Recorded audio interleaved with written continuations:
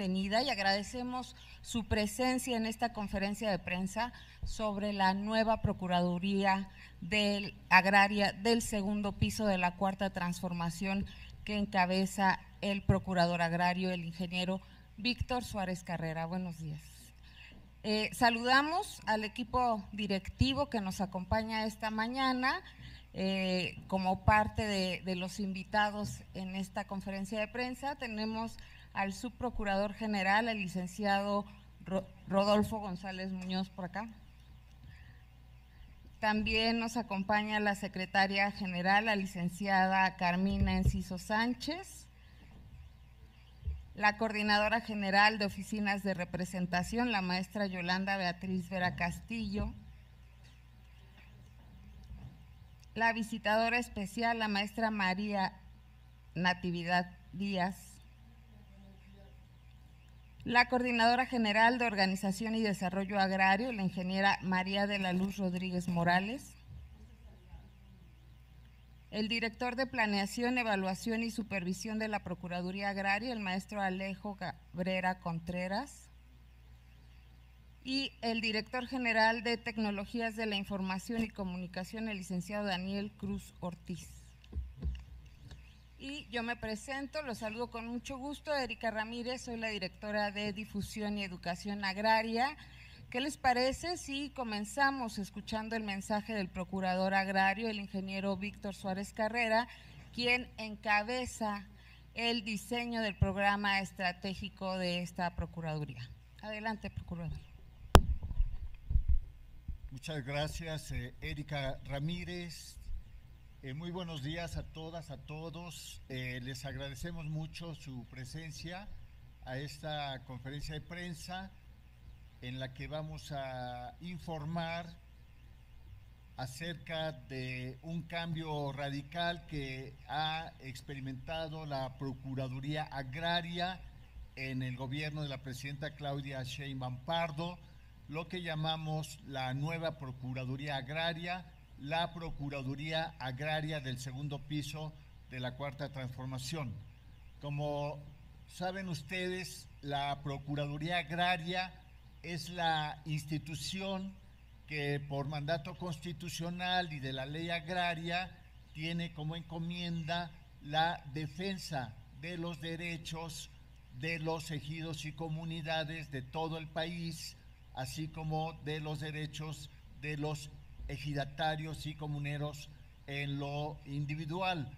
Saben ustedes que a nivel nacional existen 32.500 ejidos y comunidades a lo largo y ancho del país y que estos ejidos tienen 4.5 millones de ejidatarios y comuneros y alrededor de 1 millón de posesionarios y de avecindados.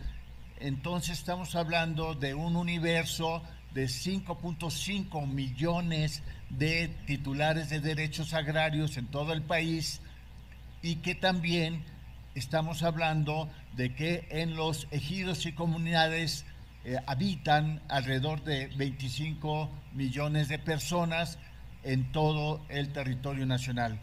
Este es el mandato que tiene la Procuraduría desde la Constitución y la Ley Agraria: tutelar los derechos de los ejidos y comunidades, ofrecer servicios de defensoría jurídica, también apoyar los procesos de certidumbre y seguridad en la tenencia de la tierra y ser parte de la solución de conflictos agrarios. Sin embargo, en los últimos 32 años, el sector agrario experimentó los resultados de una política neoliberal o neoporfirista que se instauró en el gobierno del presidente Salinas de Gortari y que tuvo su momento de mayor afectación con la contrarreforma al artículo 27 constitucional que se impuso en nuestro país en el 1992. Ese mandato neoliberal con Salinas de Gortari buscaba revertir las conquistas históricas de las comunidades indígenas y de los campesinos sin tierra para recuperar las tierras y para tener derecho a la tierra, como resultado de la Revolución Mexicana, como resultado del acuerdo histórico que se gestó en la Constitución de 1917 y que se materializó en el artículo 27 constitucional, que estableció el derecho a la restitución de tierras para las comunidades indígenas y la disolución del sistema de haciendas y el reparto de los latifundios para otorgar tierra en la forma de ejidos a campesinos sin tierra.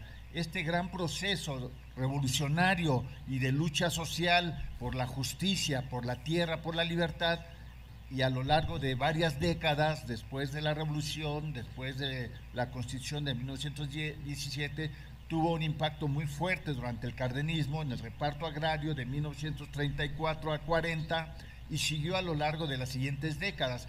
Y eso configuró un país con una propiedad social de la tierra para el 50% del territorio, 100 millones de hectáreas en manos de ejidos y comunidades indígenas.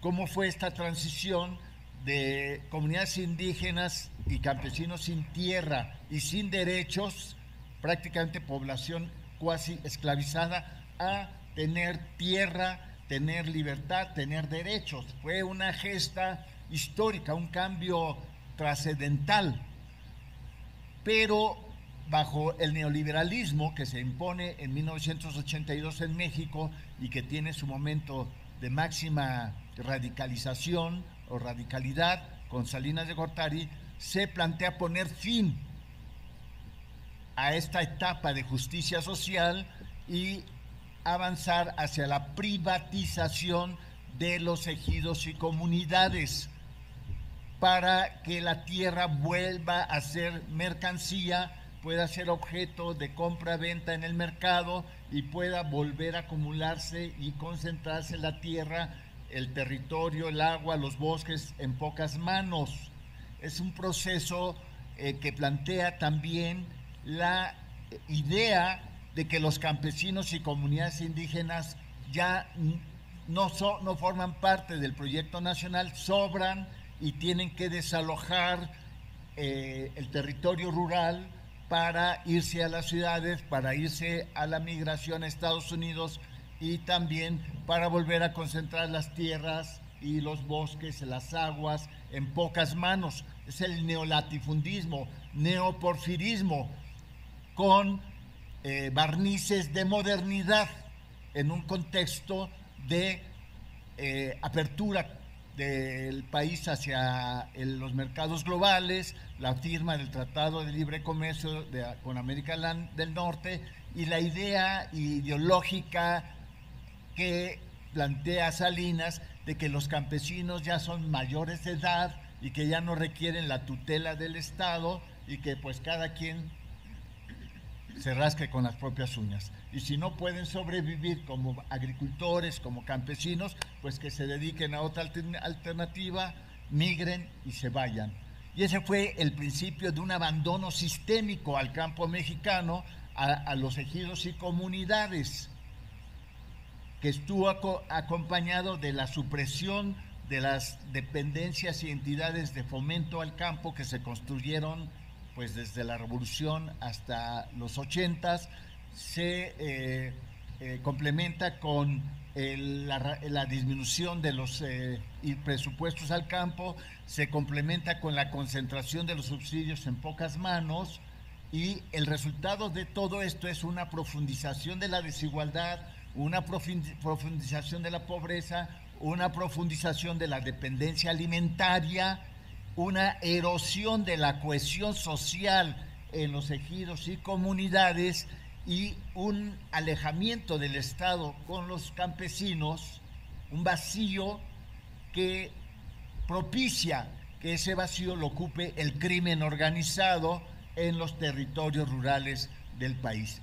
Hablando del sector agrario, la privatización impulsada por el neoliberalismo generó procesos de privatización de ejidos y comunidades en el alrededor de 4 millones de hectáreas de las mejores tierras en las zonas de playas, en las zonas conurbadas, en las zonas agrícolas de buen temporal o de riego, en las zonas de gran riqueza forestal o hidráulica. Entonces, este proceso de abandono del sector agrario también propició que se generaran procesos ilegales de acaparamiento de tierras, acaparamiento de solares urbanos, y las instituciones del sector, incluyendo esta Procuraduría, el Registro Agrario Nacional, se transformaron en un instrumento de la privatización, del despojo, de la depredación de los ejidos y comunidades, y se generó un proceso de burocratización, de tramitología y de corrupción. Se instauraron en el sector mafias agrarias en diversas regiones con funcionarios, exfuncionarios, con despachos privados, con notarios y en ocasiones con magistrados de los tribunales agrarios. Entonces, todo ese pasado neoliberal es el que estamos terminando en esta Procuraduría Agraria. Se cierra la etapa neoliberal de la Procuraduría Agraria y se abre una nueva etapa de la Procuraduría Agraria, la etapa de la nueva Procuraduría Agraria, la Procuraduría Agraria del segundo piso de la Cuarta Transformación. Esta nueva etapa se establece bajo las instrucciones de la presidenta Claudia Sheinbaum Pardo, que me instruye cuando me otorga el encargo el 1 de octubre pasado, pero se formaliza esta nueva etapa con la publicación de un nuevo reglamento interior de la Procuraduría Agraria que se publicó el pasado 2 de abril en el Diario Oficial de la Federación por acuerdo, instrucciones de la presidenta Claudia Sheinbaum Pardo. Entonces, ahora la nueva Procuraduría Agraria tiene como misión central dejar atrás la política neoliberal en el sector agrario y establecer una nueva política que tiene como objetivo central el rescate, la defensa y la revalorización de los ejidos y comunidades agrarias del país para transformarlos en unidades de desarrollo socioeconómico ambiental con base en un ordenamiento territorial participativo y en su propia organización autogestiva, democrática y eficiente, con un enfoque de igualdad sustantiva para las mujeres del campo, con un enfoque de relevo generacional, un enfoque de pertinencia cultural y también con un enfoque de construcción de paz.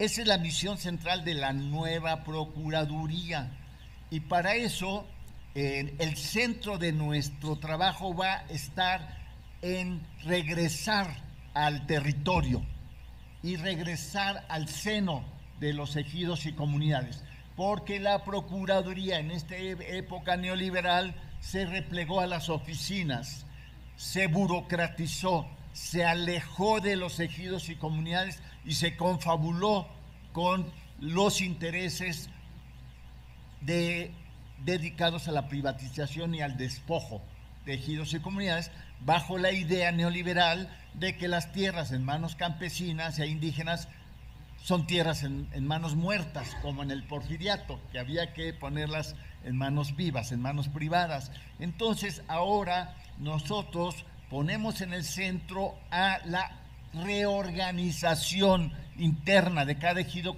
y comunidad, a la reconstrucción del asambleísmo, de la comunalidad interna, bajo el principio de nuestro movimiento de que solo el pueblo puede salvar el pueblo. Solo los ejidos y comunidades organizados pueden salvarse a sí mismos y salvar el ejido y la comunidad y la propiedad social de la tierra. Y nosotros, como Procuraduría, nos transformaremos en un instrumento de esa reorganización y empoderamiento, con acompañamiento jurídico, con acompañamiento organizativo, con acompañamiento técnico y con una mayor cercanía a sus necesidades. Para ese fin establecimos, de acuerdo al reglamento interno aprobado el 2 de abril, una unidad del máximo nivel jerárquico en la Procuraduría para atender el tema de la organización y desarrollo agrario. La tierra es un medio para un fin, y el fin es el desarrollo de la gente, de los ejidos, de las comunidades, por sí mismos y para sí mismos, a través de su propia organización. La tierra en manos campesinas indígenas sí puede ser manejada y gestionada de manera correcta y sustentable para el beneficio de los propios ejidos y comunidades. Hay muchos ejemplos en todo el territorio nacional, pero son ejemplos dispersos y aislados. Lo que queremos es que esos ejemplos se generalicen. Entonces, para atender este tema de organización y desarrollo agrario como misión central de la Procuraduría, se crea la nueva Coordinación General de Organización y Desarrollo Agrario. Y para esa coordinación he nombrado a la ingeniera María de la Luz Rodríguez como nueva coordinadora de Organización y Desarrollo Agrario, que es una compañera que tiene una gran experiencia, una gran sensibilidad social y un gran compromiso con la nueva Procuraduría Agraria. Segundo punto de las transformaciones que deben de saber ustedes es que los pasados visitadores agrarios, los que tenían el contacto con el territorio, con ejidos y comunidades, ahora los transformamos en organizadores agrarios. Ya no existirán los visitadores agrarios, ahora estarán los organizadores agrarios, que su misión será vincularse de manera permanente y respetuosa, acompañando las decisiones propias que puedan tomar los ejidos y comunidades para impulsar el nuevo papel, la nueva misión de ejidos y comunidades. Ese es el segundo gran cambio que estamos llevando a cabo. El tercer gran cambio es que nos vamos a transformar de una PEA de escritorio a una PEA de territorio. Para eso estableceremos 1,000 centros de atención agraria a lo largo y ancho del país. De pasar de 116 residencias en ciertas regiones del país y 32 oficinas estatales, pasaremos a 1,000 centros de atención agraria que tendrán a cargo una microrregión para atender alrededor de 25 o 30 ejidos y comunidades de manera más cercana y más recurrente.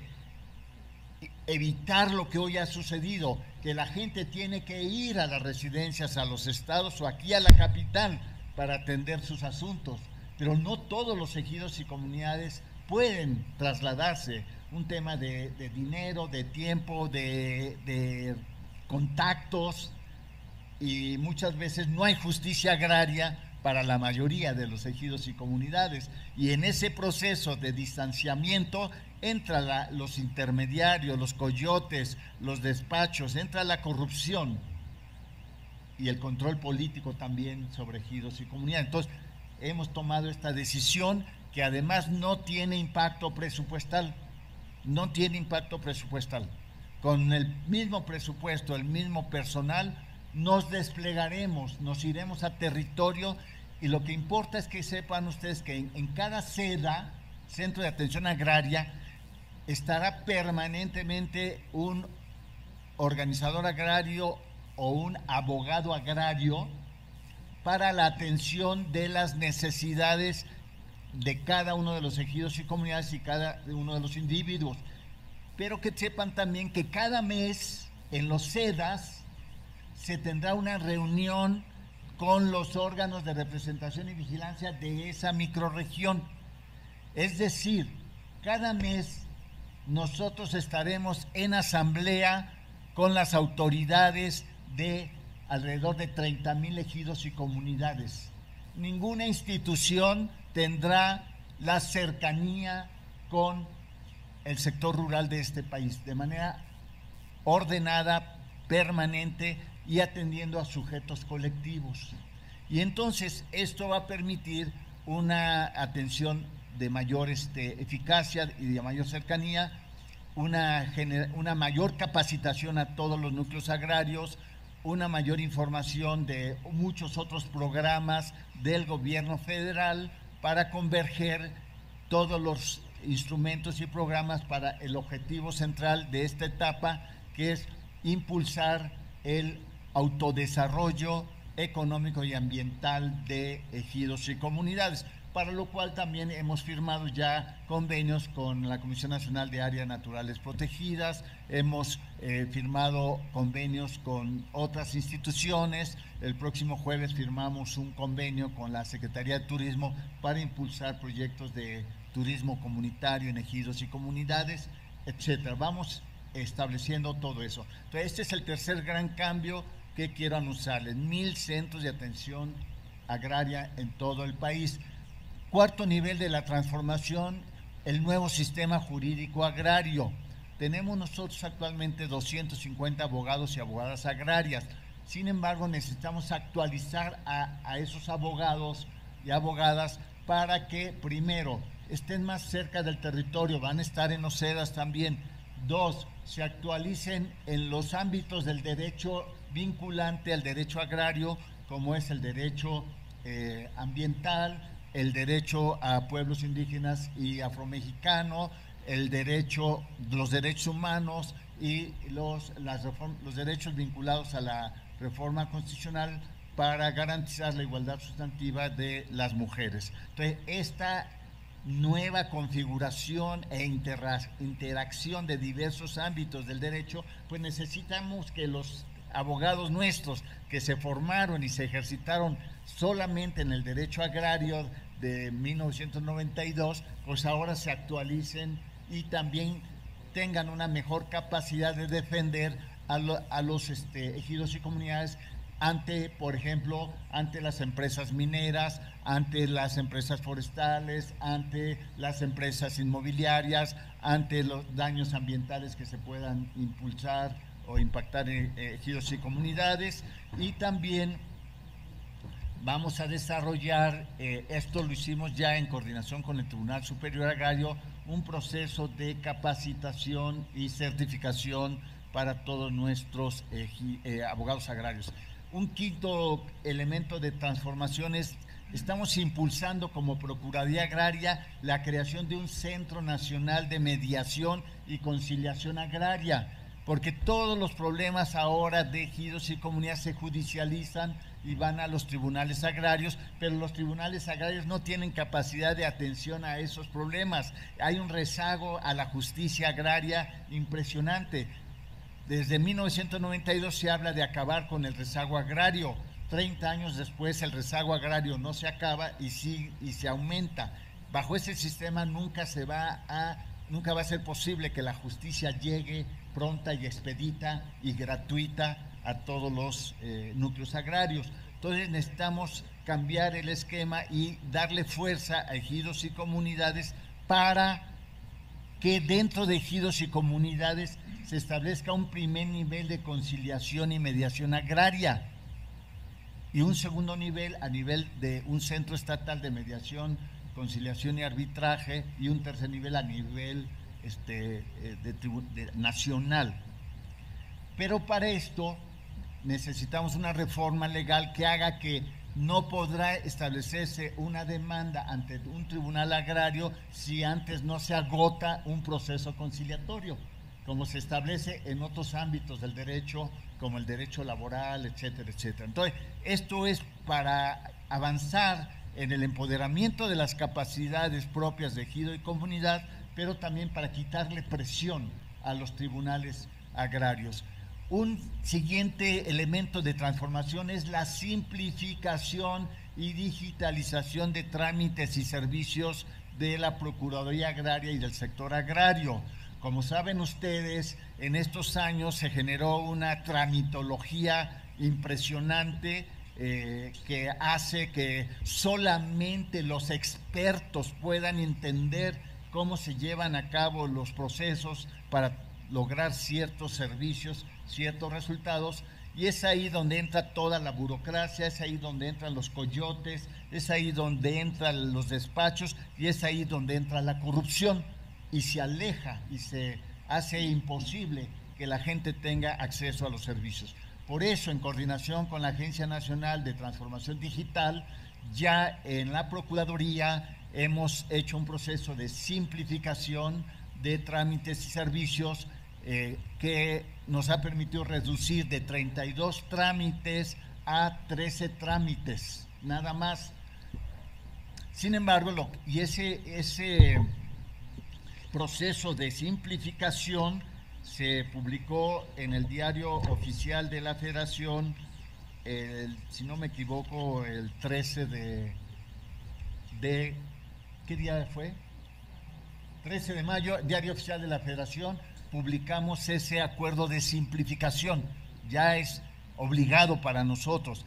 El siguiente paso es que esa simplificación la tenemos que llevar a la digitalización, porque nuestro objetivo es que los trámites y servicios que presta la Procuraduría Agraria en coordinación con el Registro Agrario Nacional se puedan descargar o llevar a cabo a través de computadoras o teléfonos inteligentes. No es posible que en la ciudad sí tengamos acceso a trámites y servicios digitalizados, pero para los campesinos no pueda ser esto un hecho posible. Entonces, estamos nosotros comprometidos a ir avanzando gradualmente a que al final de esta administración todos los trámites y servicios de la Procuraduría Agraria, del Registro Agrario, sean digitalizados y puedan llevarse a cabo en cada ejido, en cada comunidad, y hacer posible que los servicios y la justicia lleguen a todos y a todas de manera gratuita y accesible. Finalmente, un cambio no menos importante que quiero comentar.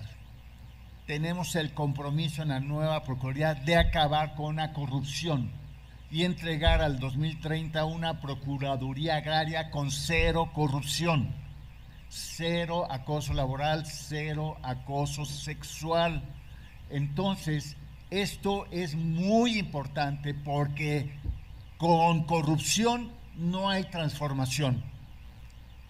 Y se ha enquistado en la institución y en mafias agrarias un sistema de corrupción con las mafias inmobiliarias, con las mafias en el sector turístico, con las mafias en el sector forestal, con las mafias en el sector minero, con las mafias que controlan y monopolizan el agua, con las mafias que acaparan los terrenos y hacen agricultura de monocultivo, desplazando a la agricultura maya tradicional y a la apicultura y contaminando con agrotóxicos, como son los campos menonitas en la península de Yucatán, o como son los megaproyectos avícolas o porcícolas, etcétera. Esto es algo que tenemos que acabar. Sin corrupción podemos llevar a cabo la transformación. Por eso hemos establecido todo un programa anticorrupción y tenemos un compromiso que lo formulamos ante la Secretaría de Anticorrupción y Buen Gobierno para entregar una Procuraduría con cero corrupción al 2030. Finalizo que toda la transformación que estamos llevando a cabo en la Procuraduría Agraria la estamos llevando a cabo como sector agrario. No lo podemos hacer aisladamente. Lo estamos llevando a cabo con nuestra cabeza de sector, que es la SEDATU, y con su titular, la doctora Edna Vega. Lo estamos llevando a cabo con el RAN, con su titular, el maestro Luis Cruz Nieva, con el FIFONAFE, con el INSUS, porque sin trabajo y coordinación como sector agrario no podemos llevar a cabo la transformación. En la pasada administración no había coordinación en el sector agrario. El titular de SEDATU nunca le interesó el sector agrario. pero por lo demás estaba confrontado con sus propios subordinados en materia agraria. RAN y PEA estaban confrontados, no había la posibilidad de trabajar. Ahora, desde el día 1, yo he impulsado la coordinación y la hemos logrado ahora, y eso es el elemento distintivo también de la nueva Procuraduría. Como saben ustedes, entre otros temas, pues estamos abordando procesos críticos y emblemáticos para lograr estos nuevos objetivos, entre otras cosas, pues, toda la acción que estamos llevando a cabo en Península de Yucatán para frenar la deforestación de las selvas peninsulares, en coordinación con Semarnat y la Procuraduría de Protección al Ambiente, y también a establecer acciones que pongan un límite al fraude legal que se permitía con la legislación actual para permitir el cambio de destino de tierras de selvas hacia usos agrícolas o encubiertos hacia usos habitacionales, pero para hacer desarrollos turísticos o inmobiliarios. Entonces, estamos avanzando puntualmente en eso. Un caso reciente emblemático fue el caso del ejido Corcovada en San Luis Potosí, en la que una empresa privada con intereses hacia Salinas Pliego pretendía despojar de 400 hectáreas al ejido para establecer una planta cementera y actividad minera encubierta a explotación de oro y plata, y con instrucciones de la Presidenta de la República y con acuerdo de los ejidos y comunidades, frenamos ese despojo hace 15 días. Y así estamos nosotros en disposición de cumplir nuestra tarea a cabalidad, cueste lo que cueste. Pues esa es la información que queríamos compartir con ustedes. Les agradecemos mucho su atención y estamos a la disposición para preguntas y respuestas. Muchas gracias, procurador. Es momento de pasar a la ronda de preguntas y respuestas. Solicitamos nos compartan nombre y medio de comunicación. Empezamos por las damas, por favor.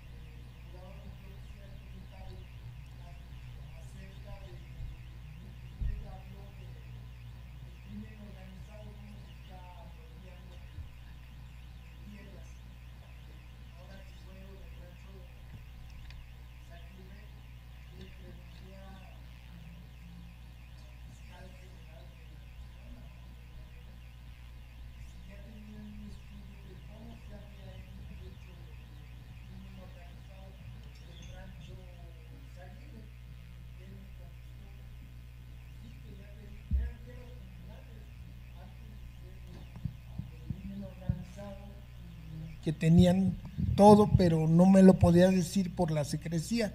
Y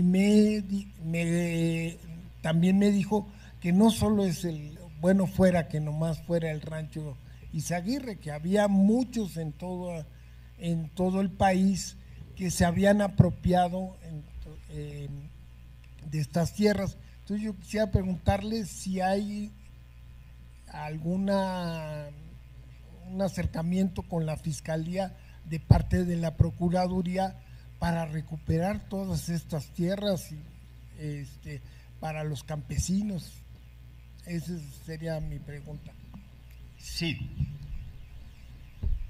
efectivamente, el abandono del gobierno del Estado hacia el sector ejidal y comunal ha propiciado que poderes fácticos, caciques locales, políticos, grandes empresarios y ahora crimen organizado se hagan de tierras ejidales y comunales. Y esto, en el caso de lo que tú comentas y otros casos, en muchas ocasiones hay dos modalidades: la falsificación de los procesos de decisión para trasladar una parcela, área de dominio pleno y después a un tercero, y a veces esto es falsificando instrumentos, actas, firmas, y después esto avanza en toda la cadena del sector agrario y finalmente legalizan un despojo. Pero la otra es que presionan a que las autoridades de los ejidos y comunidades sean personas afines al crimen organizado. Si no es así,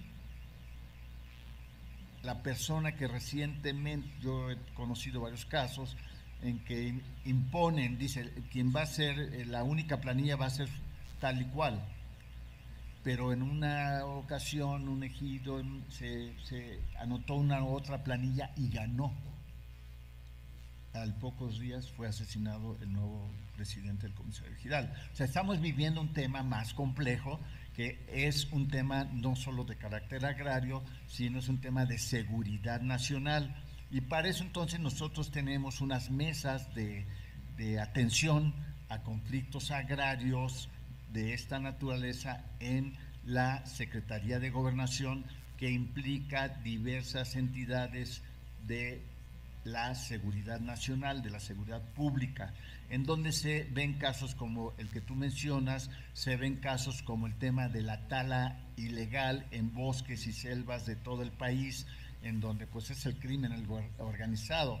Tenemos aquí en los límites de la Ciudad de México con Morelos y con Estado de México esos bosques de agua, en donde pues el crimen organizado tiene el control de toda la explotación forestal. Entonces, y así los problemas de esa naturaleza los abordamos en una mesa de alto nivel que se coordina con la Secretaría de Gobernación, en donde también participa la Fiscalía General de la República. Sabemos que son problemas complejos, no son fáciles, pero se están abordando a ese nivel, Eduardo. Gracias, procurador. Muy buenos días. Susana Carreño, de Radio Universidad de Guadalajara, Canal 44, de la red periodística de Puerto Vallarta. Precisamente todo lo que usted expuso de la problemática que viven en los ejidos, especialmente en esta zona, que es una zona turística y donde hemos visto impactados los ejidos por la voracidad inmobiliaria. Han devastado la zona, tanto estoy hablando de Jalisco y Nayarit, que es en donde el medio que represento llega a los ejidos de Bahía de Banderas en Nayarit y Puerto Vallarta, Jalisco, Cabo Corrientes, Tomatlán, en fin, San Sebastián del Oeste, Mascota, Talpa, y preguntarle, ¿cuándo arranca ya todo esto que usted nos está comentando? ¿A partir de cuándo? El proceso de transformación ya está en marcha, ya hemos hecho las decisiones para transformar los visitadores agrarios en organizadores agrarios, ya está en marcha el proceso de instalación de centros de atención agraria en todo el país, de 1,000 centros que tenemos programado abrir de aquí a diciembre. ¿Cuántos tenemos al día de hoy, Luz? Tenemos 50 ya instalados. Estamos iniciando esto a partir de la publicación de nuestro nuevo reglamento interior. Entonces, de aquí a diciembre estaremos gradualmente estableciendo los centros de atención agraria y en diciembre ya tendremos los centros, los 1,000 centros. Paralelamente estamos generando diversos ordenamientos internos. Uno, como obligar al cuidado de las asambleas de formalidades especiales, que es ahí donde se toman las decisiones de cambio de destino de tierras de las áreas de uso común o los cambios a dominio pleno. Ahora hemos tomado la decisión de centralizar todas las decisiones alrededor a las autorizaciones de las asambleas de formalidades especiales. Antes estaba descentralizado a las regiones o a los estados. Ahora, como esa acción es una acción crítica y que muchas veces estaba siendo objeto o de corrupción o de presión de crimen organizado, ahora las vamos a tomar directamente. Para eso ya publicamos una circular interna.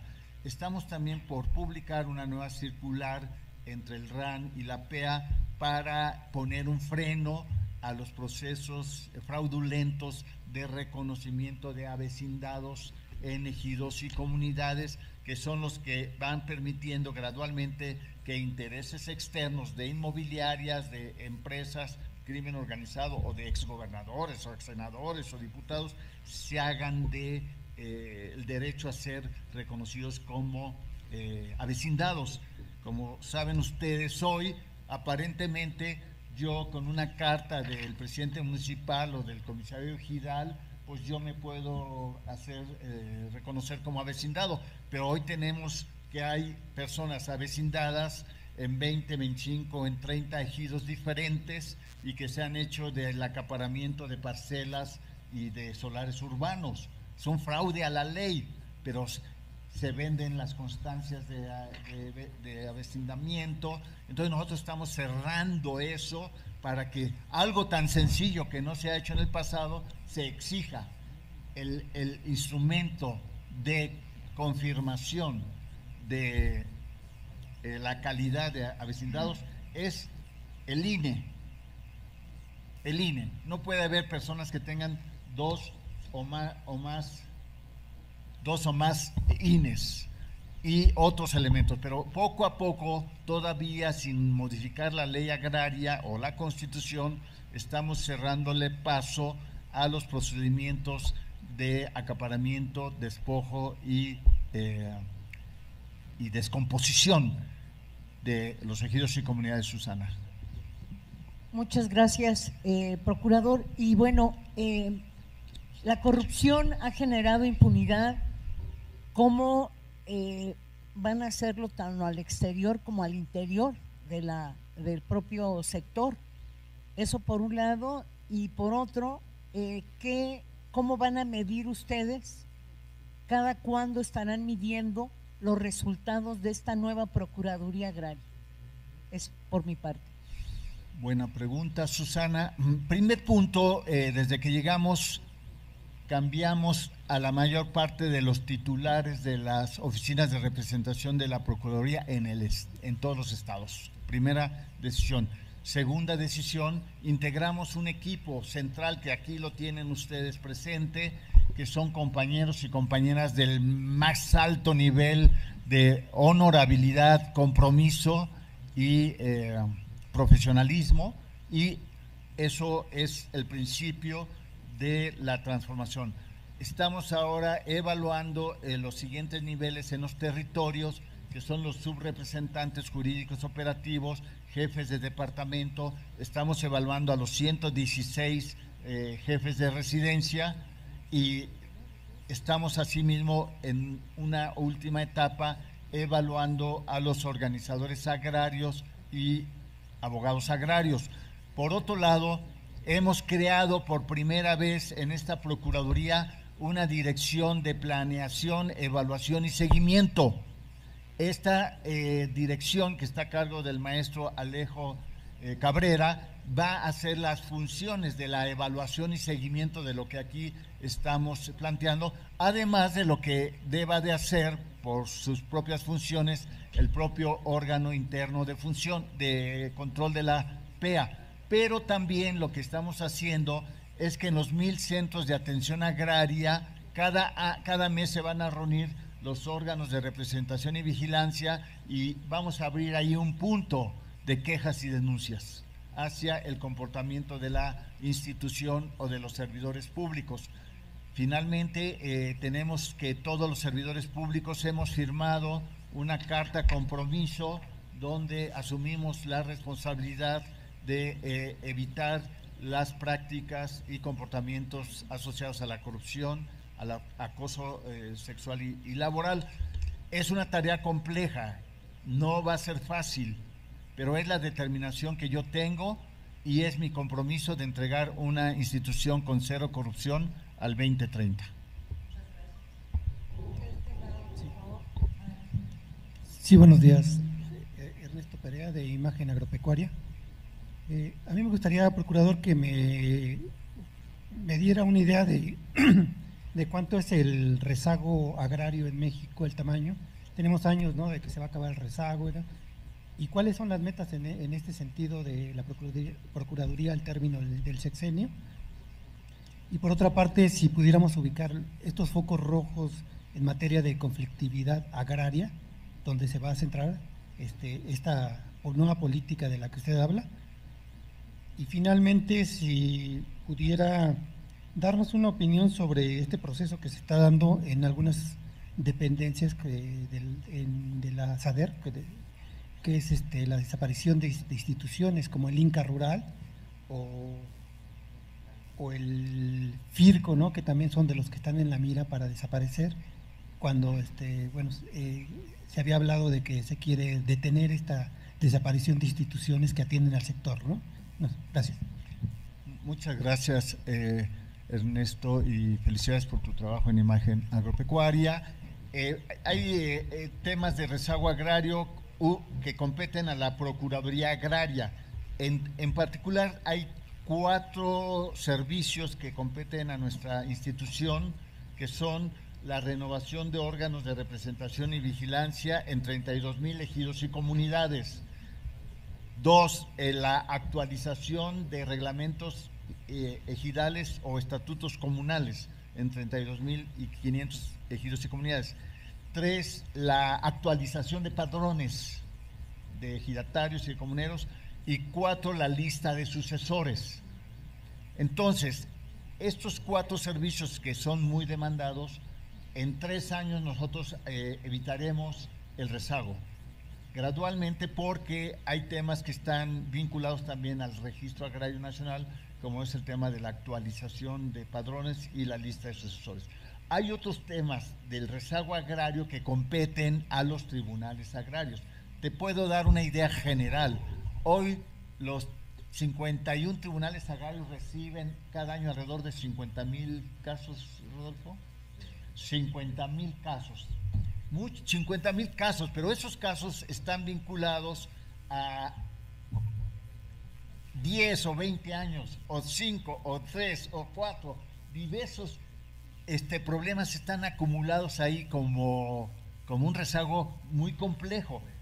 Por ejemplo, tengo el caso de Santa María Chimalapas. Rodolfo, ¿desde cuándo ese tema? Por ejemplo, de hace 40 años, el tema de una comunidad indígena Zoque en Oaxaca, Santa María de Chimalapas, que trae un conflicto con 2 ejidos que teóricamente fueron dotados al interior de comunidad indígena, y está ahí el conflicto y no es posible que se resuelva a nivel de los tribunales agrarios y la Suprema Corte de Justicia, porque se hace más complejo. Entonces, esa parte del rezago agrario que implica a los tribunales es un tema que nosotros estaremos contribuyendo con este Centro Nacional de Mediación y Conciliación Agraria. Este centro no está establecido, lo estamos proponiendo nosotros en coordinación con la secretaria Edna Vega y con el Tribunal Superior Agrario. Esperamos que pronto se pueda tomar un acuerdo y que sea posible establecerlo, ya sea por decreto presidencial o ya sea por una modificación de la ley.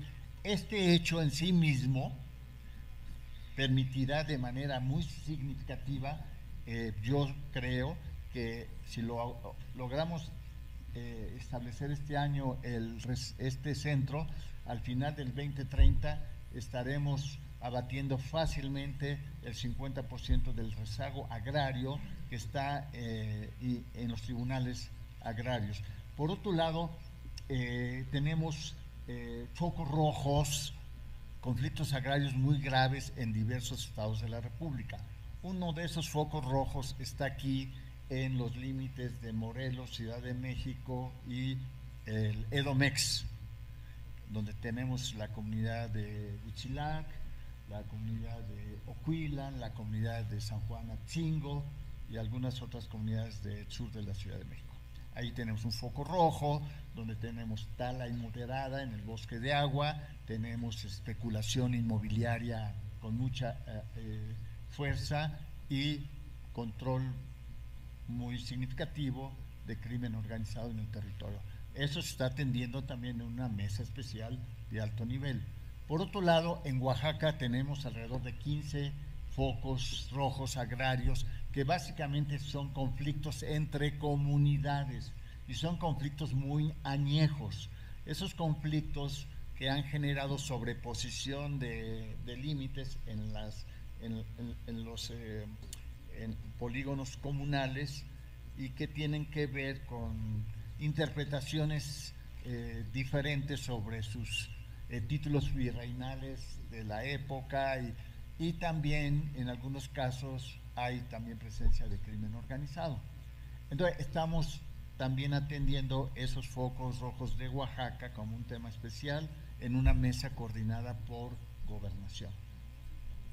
Otros focos rojos muy intensos están en la península de Yucatán, Quintana Roo, Yucatán y Campeche. Ahí en los últimos 25 años se dio un proceso aceleradísimo de despojo y deforestación de tierras ejidales y comunales, pero esta dinámica de despojo y de deforestación se ha intensificado en los últimos años con la expansión de los campos menonitas en Campeche y en Quintana Roo, que por diversas formas legales o ilegales se hacen de tierras, hacen deforestación, establecen un monocultivo de maíz y soya transgénica, establecen fumigaciones de tóxicos con avionetas que contaminan el agua, contaminan y matan las abejas y afectan los modos de vida de las comunidades mayas. La otra gran presión en la península son las megagranjas porcícolas y avícolas, que también deforestan, pero también contaminan el ambiente con olores insoportables derivados del proceso de descarga. Así es una contaminación también a cenotes, y ese es el segundo gran factor de presión que se está deteniendo. Ya hay granjas clausuradas por Profepa, hay un estudio que hizo el anterior titular de Semarnat, María Luisa Albores, sobre todos esos megaproyectos. Ese es el segundo factor que estamos atendiendo. El tercer factor es la expansión de la mancha urbana en torno a Mérida y otros sitios en el corredor Mérida-Progreso. La especulación inmobiliaria está a todo lo que da, entonces hay un proceso también de despojo por vías legales o ilegales, a los cuales estamos atendiendo. El otro factor de presión son los proyectos turísticos en todo lo que es el Caribe mexicano y en el norte de Yucatán. Eso, vamos para allá, Susana. Jalisco no es foco rojo. ¿Qué hay más arriba de foco rojo? Tenemos entonces ese otro foco. Bueno, Jalisco, como lo señala la compañera Susana, en la zona de Jalisco Nayarit está este boom turístico y inmobiliario, pues también hay una presión en donde también está muy presente crimen organizado. Usted ha sido víctima de todo eso, Susana. Entonces, ese es el otro foco. Otros focos rojos los tenemos en Baja California Sur, también asociado al despojo de tierras para proyectos turísticos o inmobiliarios de alta gama. Y para terminar esta parte, pues en realidad todas las zonas forestales y mineras están consideradas como focos rojos. El control de la tala ilegal en bosques y selvas es muy grande. Entonces, yo solamente quiero decir que son algunos de esos, Ernesto, pero derivar que esto es resultado del abandono de 32 años del neoliberalismo. No es una casualidad, es una consecuencia.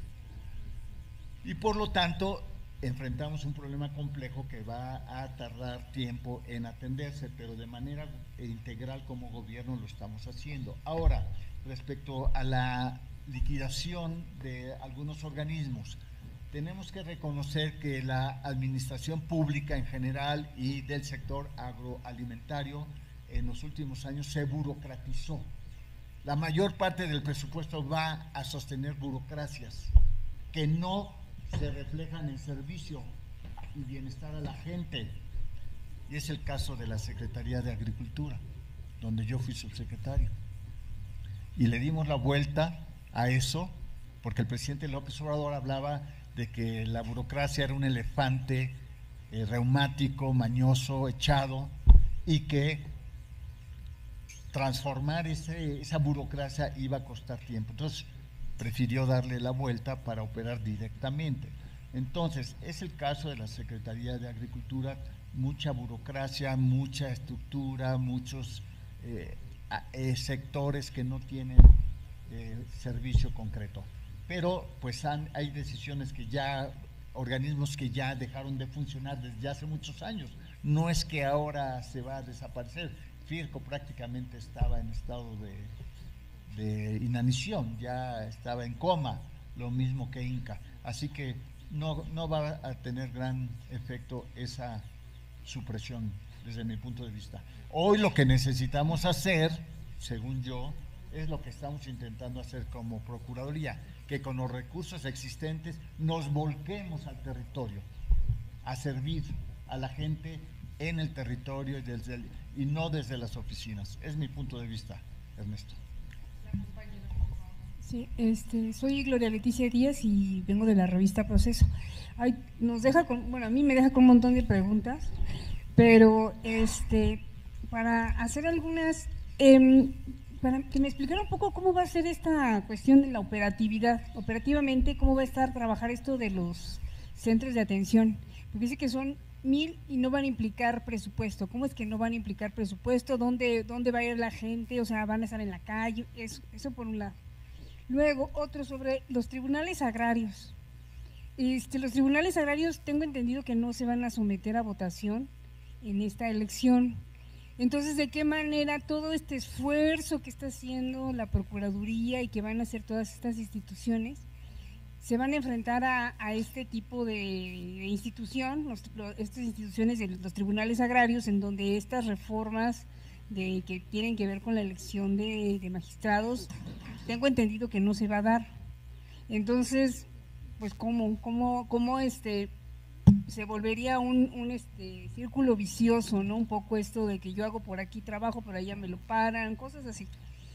Y luego también preguntarle, mencionó sobre el crimen organizado y que también ustedes estarían como en estas mesas como de trabajo con las comunidades para disuadir o para de alguna manera, o sea, ¿qué tan riesgoso están viendo que puede ser este trabajo para quienes van a ir a campo, ¿no? Porque a lo mejor desde acá lo vemos y decimos, ay, pues qué padre, pero llegar allá y enfrentarse a una mesa agraria donde está dominada por gente controlada por otro tipo de intereses, pues creo que puede ser complicado para los mismos trabajadores. Y por último, nada más preguntarle, procurador, usted hablaba de estos focos rojos, y entre ellos mencionó la península de Yucatán. ¿Qué tanto también megaproyectos como el Tren Maya han impactado en este tipo de cosas? ¿Y qué tanto los conflictos agrarios del Tren Maya van a ser asumidos por la Procuraduría desde una manera de defensa de la gente? Porque hubo un montón de amparos, hubo un montón de acciones de muchas comunidades en esa región y bueno, el ejército se los pasaba por el arco de triunfo. Y así también, seamos honestos, fue como el Tren Maya se instaló en esa región, donde pues ya sabemos que no es tan utilizado por la gente y todo esto, ¿no? Y además, para más preguntarle, hablaba de los casos en mesas especiales. ¿Cuántos casos están trabajando así? O sea, donde ya es un trabajo interinstitucional con Procuraduría, o bueno, con Fiscalía, con Gobernación, con otras instituciones. Nada más espero que no se me haya olvidado alguna. Perdón. Muy bien, compañera Gloria. Si le parece, la primera pregunta sobre los SEDAS, cómo se establecen, dónde, con qué recursos, le pediría a nuestra compañera a cargo del proyecto SEDAS que nos dé la respuesta. Con el permiso, ¿perdón? Sí, yo soy María de la Luz Rodríguez y estoy a cargo de la coordinación de desarrollo, coordinación de desarrollo agrario. La forma de cómo estamos visualizando la operación de estos 1000 centros es con base en la convocatoria que tiene la misma Procuraduría Agraria. Tiene una capacidad de convocatoria para invitar a los 32.500 núcleos agrarios a concentrarse en los puntos en donde se da la afluencia de ellos. Los espacios de los centros no son espacios de la Procuraduría, no son espacios que nosotros estemos rentando, sino que son espacios que los propios núcleos agrarios van a definir.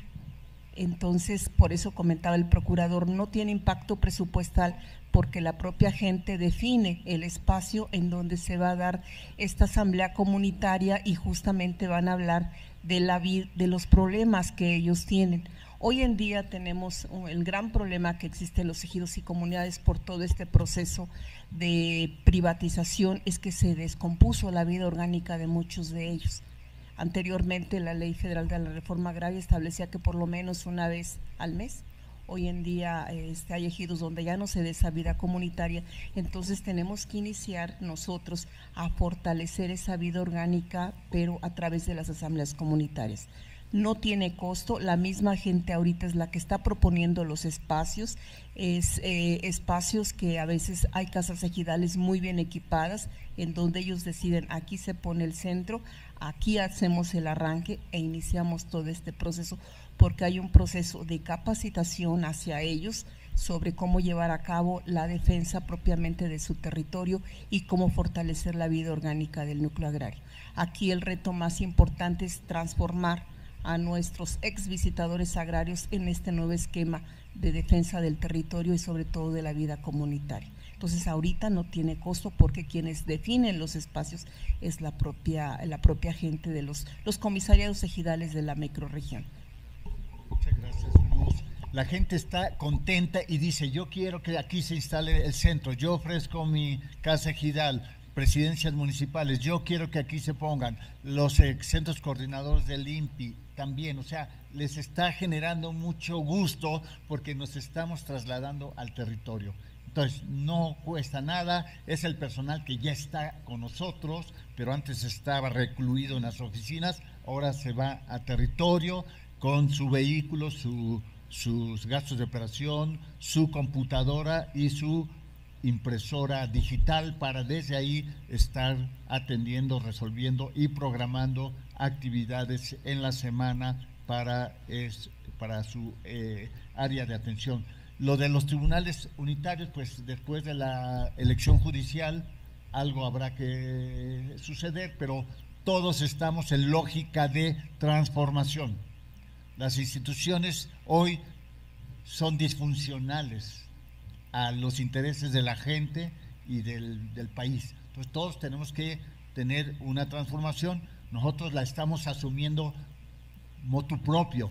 Quien no la quiera asumir motu propio tendrá que llegar de arriba y de afuera, como el caso del Poder Judicial.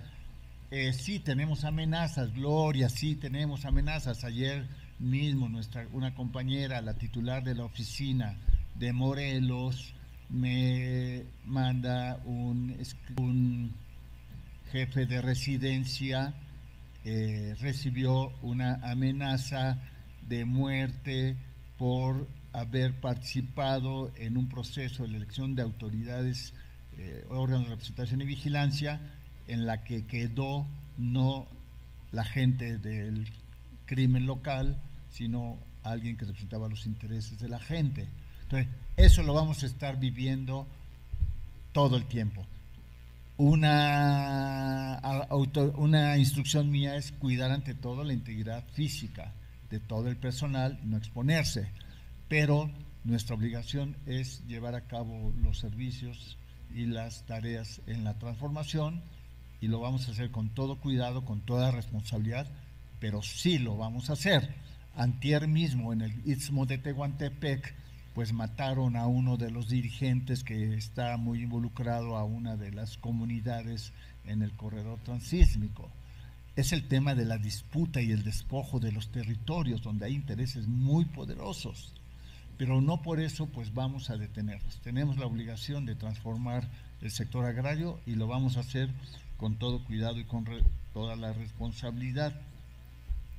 Bueno, Pues sí, los focos rojos están instalados también en relación a proyectos de desarrollo, no se puede negar eso. Por ejemplo, como yo digo, en el corredor transísmico o Tren Maya o cualquier otro desarrollo turístico o carretero que se pueda ir desarrollando, pero nuestra obligación es acotar los impactos sociales y ambientales adversos y pugnar por un desarrollo con respeto a los derechos de la gente y los derechos al medio ambiente, y es lo que estamos haciendo. Nosotros desde que llegamos impulsamos un encuentro agrario ambiental en Yucatán, donde llegaron todas las autoridades agrarias y ambientales, y en un diálogo con todos los actores sociales y movimientos, pues nos planteamos la posibilidad de tomar acuerdos al respecto. La propia Secretaría del Medio Ambiente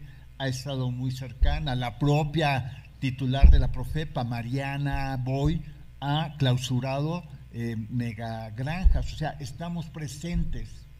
No va a ser fácil, está la dinámica muy acelerada, pero la clave de la contención es la coordinación interinstitucional, y es lo que estamos haciendo, y es lo que entonces gradualmente vamos a empezar a dar resultados. Y lo más importante no solamente es la contención de los procesos de despojo y privatización, sino la generación de alternativas por y para la gente.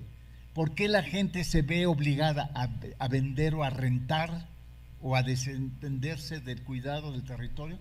Porque por el abandono no le da rentabilidad o ingresos la tierra. El problema es nuestro, promover alternativas de preservación de la propiedad social y de los recursos naturales, pero generando actividades económicas que le generen ingresos y bienestar a la gente. Y es por eso que estamos teniendo mucha relación y muchos convenios con Secretaría de Turismo, Áreas Naturales Protegidas, Semarnat, Profepa, Sembrando Vida, etcétera. Son las alternativas a favor de la gente las que van a contener, no tanto las acciones. Claro que sí, las acciones institucionales o legales o punitivas de nuestra parte, pero lo más importante es la decisión que ellos puedan tener de decir: no se vende la tierra se defiende, y se defiende en la medida que me da beneficios a mí, a mi familia, a mis hijos, a mis nietos. Eso es ahí donde nos vamos a concentrar mayormente. Y por otro lado, sí, el tema de las mesas agrarias que tenemos para focos rojos a muy alto nivel, pues es lo único, porque como Procuraduría solos no podemos atender esa complejidad, Gloria. A nivel nacional tenemos 35 a 40 casos focos rojos, de los cuales 15 están en Oaxaca.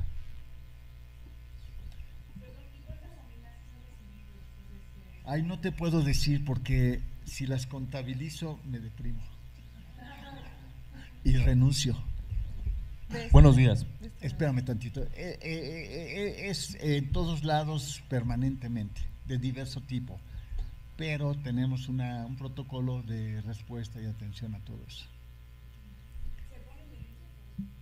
Sí, en este caso sí se puso denuncia porque se sabe quién fue el que amenazó.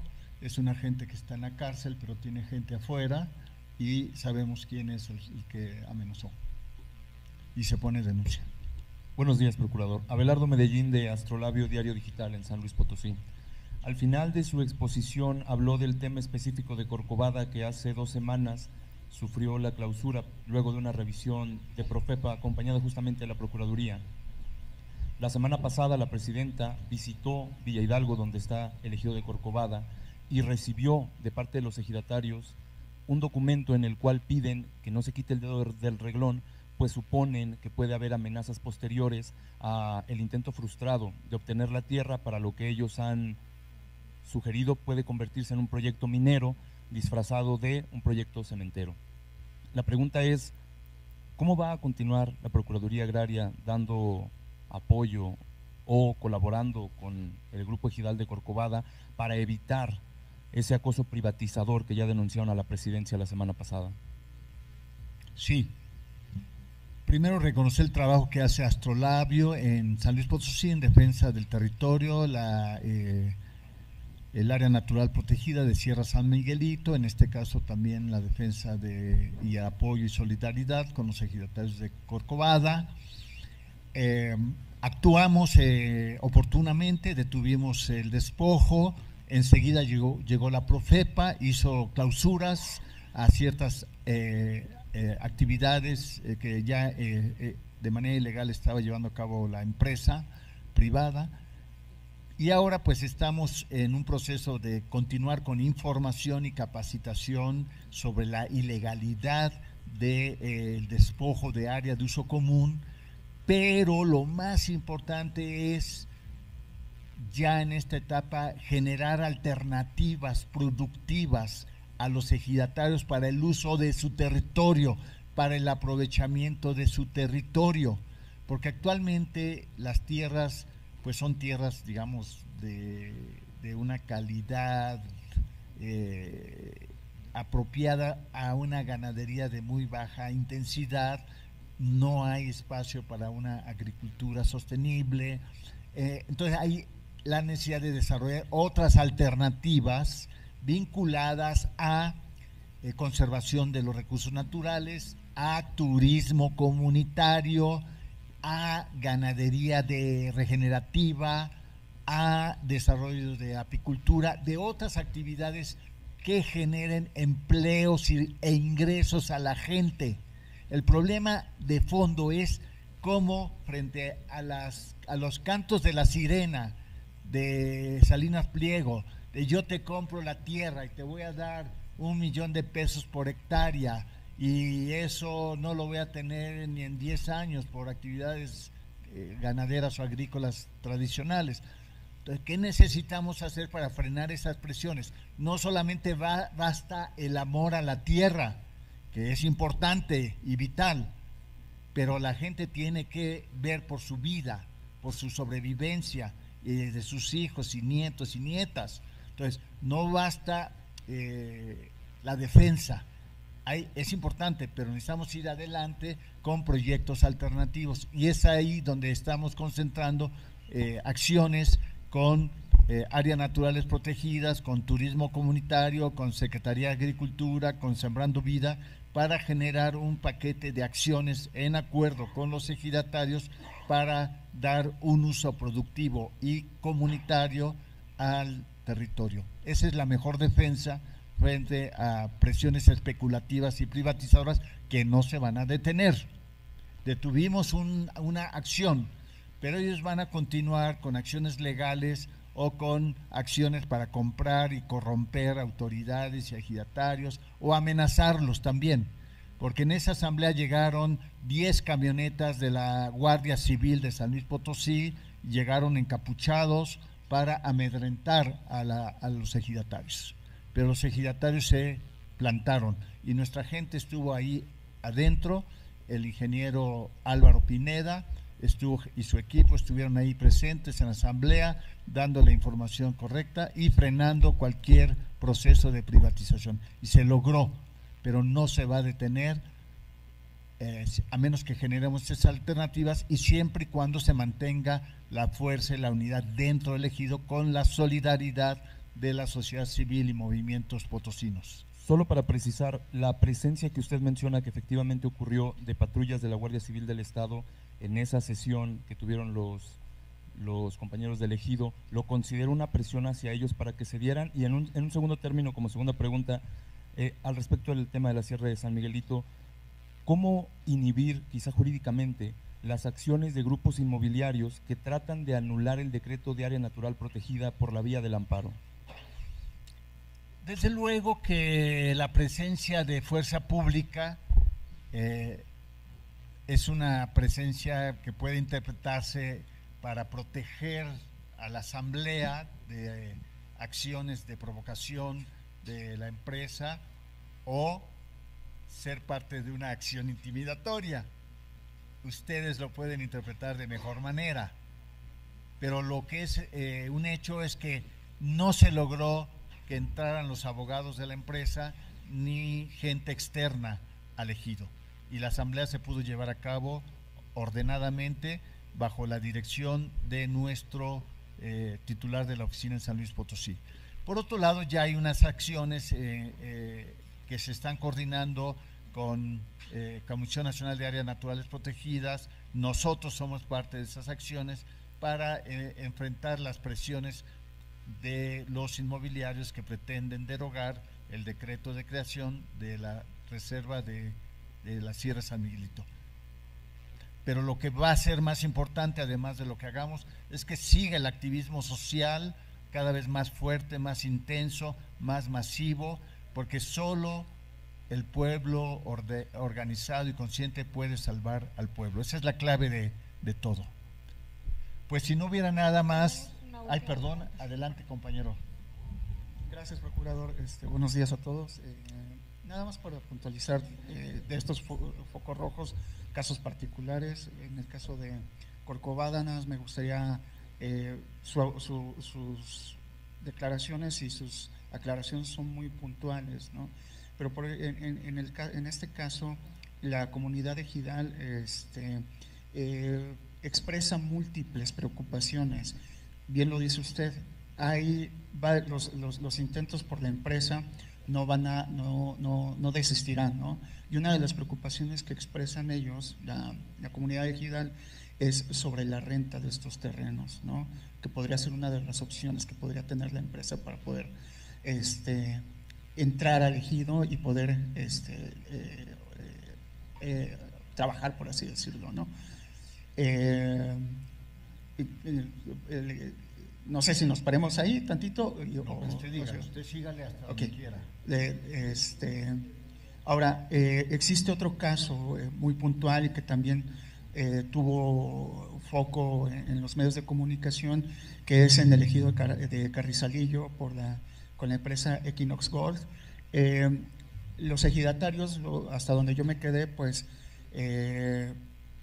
estaban en una supervisión constante del ejido, cuidándolo, luego de que la empresa pues suspendió de manera indefinida sus acciones, ¿no? Después de que se venció este plazo de renta precisamente de los terrenos. Ahí la Procuraduría, ¿cómo ha estado actuando, cómo ha estado apoyando? Hay ciertos, bien dice que hay una colaboración interinstitucional, se nota muchos de los trabajos que han realizado en estos casos puntuales. La empresa, el ejido, pues está al pendiente incluso de la intervención de Semarnat y de la Profepa para ir a que pues revisen, ¿no?, cómo está la calidad de los terrenos y qué es lo que debe de hacer la empresa pues para poder restaurar incluso. Pero en el caso de ustedes, pues también qué están haciendo para poder apoyar en este caso. Muchas gracias. Por último, nada más un último caso que están comentando, que está teniendo foco recientemente, es en Tabasco, con la empresa Holcim. Entonces, pues ahí están denunciando que la empresa pues no está cumpliendo o se está negando a cumplir compromisos económicos, pues de generar apoyos de 10 millones de pesos, de crear fuentes de empleo, de infraestructura, y además se dio recientemente, incluso el lunes, creo que la detención de algunos de los miembros de esta comunidad ejidal. No sé qué nos pueda comentar al respecto sobre ese caso también. Sí. Mi nombre es Daniel González, soy de La Jornada. ¿De dónde? La Jornada. Ay, muy amable. Te agradezco mucho. Primer punto, tema de Corcovada. Cualquier cambio de uso de suelo necesita la opinión de la Semarnat. Y dado la característica de la ubicación del ejido y la presencia de la vegetación y su importancia en la cuenca hidrológica de la región, no es posible que Semarnat dé una opinión positiva para un cambio de uso de tierras. Entonces, por eso no puede haber un proceso de cambio de uso de tierra hacia una explotación de minerales no metálicos, en este caso piedras calizas o para hacer cemento. No va a haber autorización de Semarnat. Entonces, de ninguna manera, ni para renta, ni para compra, ni para nada. Segundo punto, por primera vez la Procuraduría Agraria se involucra en defensa de un ejido que tiene un convenio de ocupación y aprovechamiento, explotación con una empresa minera. Como saben ustedes, pues en la época de Felipe Calderón, Peña Nieto, pues se dieron concesiones mineras casi a 30 millones de hectáreas, la mayor parte en ejidos y comunidades, e incluso hubo modificaciones a la ley que establece que la actividad minera, como la de hidrocarburos, es prioritaria por sobre cualquier otra actividad, y entonces se le dieron todas las facilidades a las empresas mineras. En este caso, con Equinox Gold, pues se llevó a cabo un proceso de negociación para la renovación de su convenio de ocupación de los terrenos ejidales. Después de 6 años se vencía el 30 de marzo y se llevó a cabo un proceso de negociación, y por primera vez y por petición del ejido, nosotros estuvimos acompañando al ejido en ese proceso de negociación. La empresa Equinox Gold quería imponer sus condiciones, como pasar de un convenio de 6 años a 20 años, pagar la renta de un monto de 6.5 onzas por hectárea por año a 2.5 onzas de plata por hectárea por año, y bajar el convenio de restitución de daños sociales de 1.5 millones de dólares a $800,000. Fue una negociación que no fue negociación, porque la empresa dijo, o lo tomas o lo dejas. No es negociación, es una negociación con la pistola en la cabeza. Y supuesto que ellos ya habían logrado el acuerdo con otros 2 ejidos, con Mezcala y Xochipala, que son ejidos pequeños, pero que no tienen en su casa las instalaciones mineras, las albercas de lixiviación de arsénico, etcétera, ni el ruido, etcétera. Y siempre se habían hecho negociaciones bilaterales, pero hoy la empresa quiso hacer una negociación en paquete de los 3 con ella, toda vez que ya tenía el control de los otros 2 ejidos y comunidades. Pues la comunidad, entonces para eso nosotros apoyamos, como era un proceso complejo, con la Secretaría de Gobernación. Entonces instaló una mesa de negociación en Gobernación a cargo del ingeniero César Ñañez, subsecretario de Gobernación, y durante muchas semanas se dieron acaso diversas mesas de negociación, pero la empresa, en forma autoritaria y soberbia, nunca quiso negociar, sino es o lo tomas o lo dejas. Y entonces la comunidad de Carrizalillo dijo, no, eso no es negociación, te proponemos esto y aquello, y nunca aceptó la empresa Equinox Gold. Y entonces no hubo acuerdo, y la empresa de manera unilateral declara dizque una suspensión indefinida de las actividades, lo cual es ilegal. Y entonces hoy la empresa está ocupada por el ejido. Y nosotros, corresponsables con los intereses del ejido, coordinamos con Semarnat y Profepa una intervención de parte de Profepa como nunca se había hecho. Ahorita mismo están las brigadas de inspectores de Profepa en la mina. Desde el lunes pasado están en la mina, y seguramente va a derivar en clausuras y multas y una serie de cosas. Y la empresa Equinox Gold calcula que pues quiere vender a otra empresa, pero sus activos se están desplomando en la bolsa de Toronto, ya 10%. Si siguen así, ojalá que valgan 0. Y nosotros, como PEA, por primera vez estamos haciendo trabajos técnicos para la delimitación de las parcelas que están ocupadas y destruidas por 20 años de ocupación minera. Entonces, porque, está bien, no va a haber actividad minera, está bien, pero repara lo que afectaste. Danos nuestra tierra como te la entregamos, no como hoy devastada y contaminada, porque ya no nos vas a pagar una renta, pero ¿de qué vamos a vivir? Nosotros tenemos tierra, éramos agricultores, queremos vivir de nuestro trabajo. Regrésanos la tierra en las condiciones que nos permita vivir de nuestro trabajo. Entre tanto, nos tienes que pagar una renta porque sigues ocupando nuestras tierras para poder vivir. Y mientras tú tienes que comprometerte a reparar el territorio para entregárnoslo en condiciones aptas para seguir nuestra actividad de campesinos. Entonces, ahí está la situación.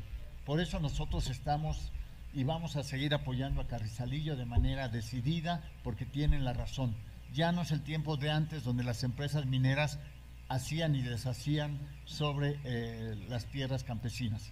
Por otro lado, estamos al tanto del tema de Holcim Apasco, ahí en Tabasco. Aprendieron a uno de esos dirigentes, antier, y estamos atendiendo el caso y lo recibimos la semana pasada, porque efectivamente fue un proceso expropiatorio inadecuado y no se han cumplido las condiciones pactadas. Estamos atentos a ese tema, compañero. Pues si no hubiera otro tema, les agradecemos mucho su presencia. Muchísimas gracias. Agradecemos mucho su participación y presencia en el marco de la construcción de la nueva Procuraduría Agraria, y agradecemos infinitamente a todo el equipo de CEPROPIE que nos apoyó en la transmisión de esta conferencia para la disponibilidad de todo aquel que quiera verla. Gracias, buenas tardes. Los esperamos próximamente en Baborigame. Pregúntenle a sus compañeros cómo les fue. Gracias. Gracias, Erika, gracias, compañeros y compañeras, y gracias a ustedes por estar presentes. Gracias, Eduardo. Eduardo, pasa a mi oficina tantito, nomás un segundo. Y después